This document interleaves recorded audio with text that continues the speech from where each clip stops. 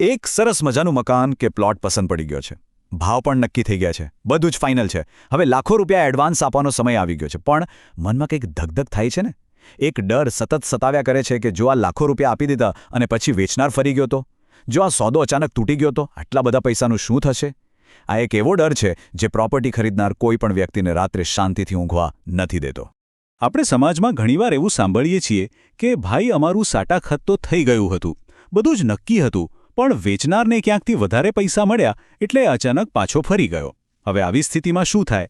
વ્યક્તિના આખી જિંદગીની પરસેવાની કમાણી ફસાઈ જાય અને આખો મામલો વર્ષો સુધી કોર્ટના ધક્કા ખાવામાં પરિણમે. આ પરિસ્થિતિ ખરેખર બહુ જ સામાન્ય છે અને રોજબરોજ બનતી હોય છે.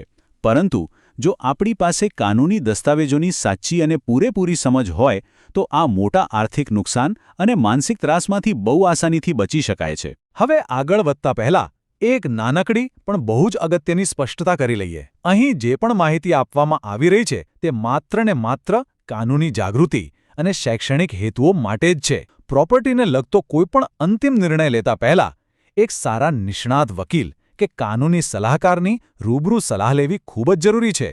નમસ્તે મિત્રો, ધ લીગલ સફરમાં સૌનું હાર્દિક સ્વાગત છે.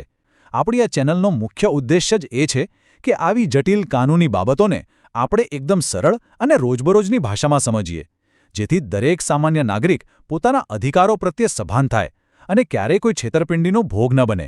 તો ચાલો આજની આ અત્યંત મહત્વની લીગલ સફરની શરૂઆત કરીએ. આજની આપણી ચર્ચાનો એજન્ડા એકદમ સ્પષ્ટ છે. આપણે આખી પ્રક્રિયાને 4 સરળ ભાગમાં સમજીશું. પહેલું, આ સાટાખત ખરેખર છે શું? બીજું, નોટરાઇઝ્ડ અને રજિસ્ટર્ડ સાટાખત વચ્ચે શું મોટો તફાવત છે? ત્રીજું, એકદમ મજબૂત લોખંડી સાટાખત બનાવવાની સાચી રીત કઈ છે? અને ચોથું, લોકો સામાન્ય રીતે કઈ મોટી ભૂલો કરે છે અને તેની સામે કાયદો શું રક્ષણ આપે છે. આ આખો રોડમેપ છે જે દરેક ખરીદનારને અંત સુધી ખૂબ જ કામ લાગશે. તો ચાલો કોઈ પણ જાતના વિલંબ વગર આપણા પહેલા વિભાગ તરફ આગળ વધીએ. સાટાખત એટલે શું? જુઓ, આ દસ્તાવેજને પાયાથી સમજવો બહુ જ જરૂરી છે, કારણ કે પ્રોપર્ટીના જેટલા પણ મોટા વિવાદો થાય છે તેનું મૂળ મોટે ભાગે આ પ્રાથમિક તબક્કામાં જ હોય છે. સાટાખત, જેને ઘણા વિસ્તારોમાં આપણે બાનાખત તરીકે પણ ઓળખીએ છીએ, તે ખરેખર શું છે? સાદી ભાષામાં સમજીએ તો સાટાખત એ ખરીદનાર અને વેચનાર વચ્ચે થતો સોદાની શરૂઆતનો એક કાનૂની કરાર છે. આ કરાર એ વાતનો લેખિત પુરાવો છે કે ભવિષ્યમાં આ મિલકત વેચવા અને ખરીદવા માટે બંને પક્ષો રાજી ખુશીથી સંમત થયા છે. ઘણીવાર લોકો પૂછતા હોય છે કે સાટાખત અને બાનાખત અલગ છે? તો ના, કાયદાની દૃષ્ટિએ બંને એક જ છે, માત્ર નામ અલગ છે. પણ અહીં સૌથી મોટી સમજવા જેવી વાત એ છે કે માત્ર સાટાખત કરી લેવાથી કોઈ મિલકતનું માલિક બની જતું નથી. માલિકી હક તો ત્યારે જ મળે જ્યારે છેલ્લે ફાઇનલ રજિસ્ટર્ડ સેલ ડીડ એટલે કે પાકો દસ્તાવેજ થાય. સાટાખત તો માત્ર એ પાકા દસ્તાવેજનો એક પાયો છે. આ વાતને એક ઉદાહરણથી મગજમાં ઉતારીએ. ધારો કે અમદાવાદ જેવા શહેરમાં 50 લાખ રૂપિયાનો એક ફ્લેટ ખરીદવાનો સોદો નક્કી થયો. હવે સ્વાભાવિક છે કે 50 લાખ રૂપિયા કંઈ તરત તો એકસાથે આપી ન દેવાય. એટલે વિશ્વાસ બેસાડવા માટે શરૂઆતમાં 10 લાખ કે 15 લાખ રૂપિયા એડવાન્સ એટલે કે બાના પેટે આપવામાં આવે છે. હવે આ લાખો રૂપિયા આપતી વખતે જે કાગળ પર લખાણ થાય છે, જેમાં ભવિષ્યની બધી શરતો લખાય છે, બસ એ જ પ્રાથમિક દસ્તાવેજ આપણું સાટાખત છે. હવે આપણો બીજો અને અત્યંત નિર્ણાયક વિભાગ આવે છે, નોટરાઇઝ્ડ વિરુદ્ધ રજિસ્ટર્ડ સાટાખત. કાયદાની નજરમાં કયા કાગળની કેટલી કિંમત છે તે સમજવું બહુ જ રસપ્રદ છે, અને અહીં જ મોટાભાગના ખરીદદારો અજાણતામાં થાપ ખાઈ જતા હોય છે. વ્યવહારમાં સાટાખત 2 રીતે થતા જોવા મળે છે. એક છે નોટરાઇઝ્ડ સાટાખત. આમાં શું હોય? ફક્ત એક સ્ટેમ્પ પેપર લાવ્યા, તેમાં લખાણ કર્યું અને નોટરી વકીલની સામે સહી સિક્કા કરાવી લીધા. પણ આમાં સૌથી મોટું જોખમ એ છે કે સરકારના કોઈ જ સત્તાવાર રેકોર્ડમાં આની નોંધ થતી નથી. એટલે જો ભવિષ્યમાં સામેવાળો ફરી જાય તો કોર્ટમાં પોતાનો પક્ષ સાબિત કરવો લોઢાના ચણા ચાવવા જેવું કઠિન થઈ જાય છે. બીજી તરફ આવે છે રજિસ્ટર્ડ સાટાખત. આમાં આખો દસ્તાવેજ સરકારી સબ રજિસ્ટ્રારની ઓફિસમાં કાયદેસર રીતે નોંધાય છે. આનો અર્થ એ કે સરકારના ચોપડે તેની કાયમી નોંધ થઈ ગઈ. આ રજિસ્ટર્ડ દસ્તાવેજ એક એવું જબરદસ્ત સુરક્ષા કવચ છે જે કાનૂની રીતે અત્યંત મજબૂત અને સંપૂર્ણ સુરક્ષિત ગણાય છે. તો હવે સ્વાભાવિક પ્રશ્ન એ થાય કે જો લાખો રૂપિયાનું રોકાણ થતું હોય તો આપણો દસ્તાવેજ એકદમ પાક્કો અને મજબૂત હોવો જોઈએ. એક મજબૂત, લોખંડી અને ભૂલ વગરનો સાટાખત બનાવવાની ચોક્કસ રીત કઈ છે? તેમાં કઈ વિગતો હોવી જ જોઈએ? એક આદર્શ સાટાખતમાં અમુક બાબતો તો ફરજિયાત હોવી જ જોઈએ. સૌથી પહેલું, બંને પક્ષોની એટલે કે લેનાર અને વેચનારની સંપૂર્ણ વિગતો. તેમના પૂરા નામ, સરનામા, ઉંમર અને ઓળખની વિગતો એકદમ સ્પષ્ટ હોવી જોઈએ. બીજું છે મિલકતનું સંપૂર્ણ વર્ણન. જો ખેતીની જમીન હોય તો તેમાં સરકારી 7/12 અને 8A રેકોર્ડ મુજબના ખાતા નંબર અને સર્વે નંબર લખેલા હોવા જોઈએ. જો ફ્લેટ કે દુકાન હોય તો તેનો સિટી સર્વે નંબર, સ્કીમનું નામ અને પ્લોટ નંબર અચૂક હોવા જોઈએ. અને ત્રીજી બહુ અગત્યની વસ્તુ, મિલકતની ચારે દિશાની સીમાઓ. એટલે કે પૂર્વ, પશ્ચિમ, ઉત્તર અને દક્ષિણમાં શું આવેલું છે તે સ્પષ્ટ લખવું પડે, જેથી ભવિષ્યમાં કોઈપણ જાતની ગેરસમજ ઊભી ન થાય. આ ઉપરાંત એક બહુ જ અગત્યનો અને નવો કાયદાકીય નિયમ ખાસ જાણવા જેવો છે. આજના સમયમાં જો કોઈ ખુલ્લો પ્લોટ ખરીદવામાં આવતો હોય તો દસ્તાવેજમાં તે પ્લોટના અક્ષાંશ અને રેખાંશ, જેને આપણે અંગ્રેજીમાં લેટિટ્યૂડ અને લોંગિટ્યૂડ કહીએ છીએ, તે લખવા ફરજિયાત બની ગયા છે. આની શું જરૂર છે? જુઓ, આનાથી પ્લોટનું ભૌગોલિક લોકેશન એકદમ સચોટ રીતે ફિક્સ થઈ જાય છે, જેથી કાલે ઉઠીને કોઈ એમ ન કહી શકે કે મેં તો બીજો પ્લોટ બતાવ્યો હતો. આ એક નાનકડી વિગત મોટા વિવાદોને મૂળમાંથી જ ખતમ કરી નાખે છે. હવે પૈસાની લેવડ-દેવડ બાબતે સમજીએ. સાટા ખતમાં મિલકતની કુલ કિંમત હંમેશા આંકડામાં અને શબ્દોમાં એમ બંને રીતે લખેલી હોવી જોઈએ. એડવાન્સ કે બાના તરીકે કેટલી રકમ અપાઈ છે તે એકદમ સ્પષ્ટ હોવું જોઈએ. અહીં એક સોના જેવી સલાહ છે, બરાબર ધ્યાનથી સાંભળજો. ક્યારે પણ મોટી રકમ રોકડમાં એટલે કે કેશમાં ન આપવી. હંમેશા બેંક ટ્રાન્સફર, ચેક અથવા કોઈ પણ ઓનલાઈન બેન્કિંગ માધ્યમનો જ ઉપયોગ કરવો.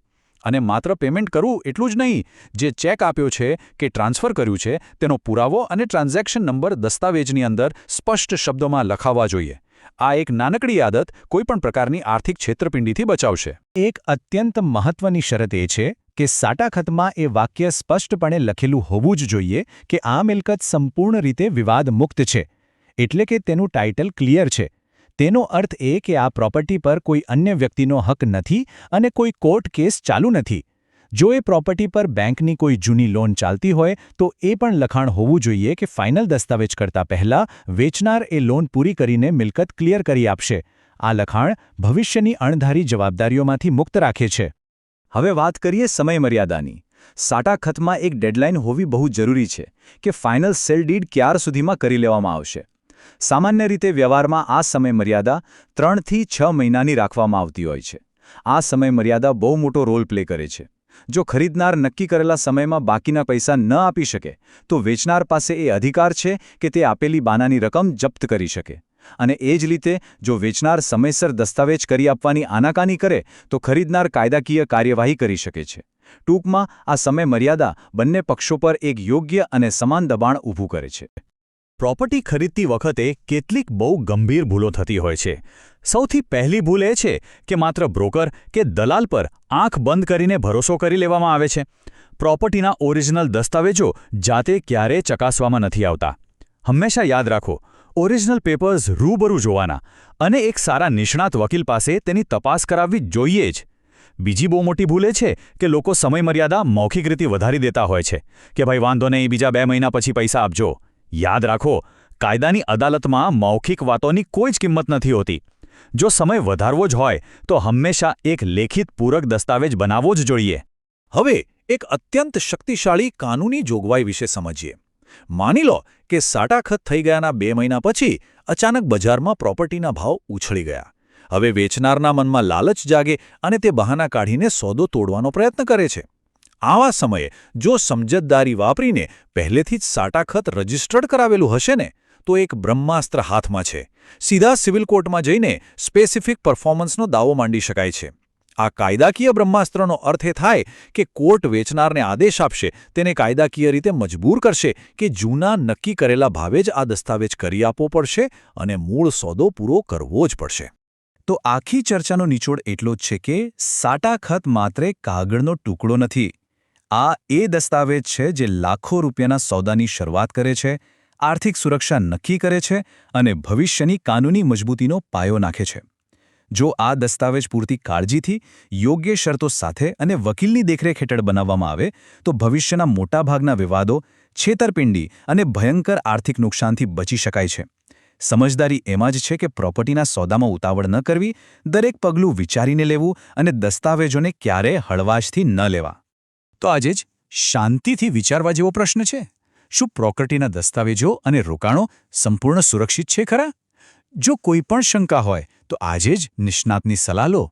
જો તમને આ વિડીયો ગમ્યો હોય તો કૃપા કરીને અન્ય લોકોની મદદ કરવા માટે તેને લાઇક અને શેર ચોક્કસ કરજો.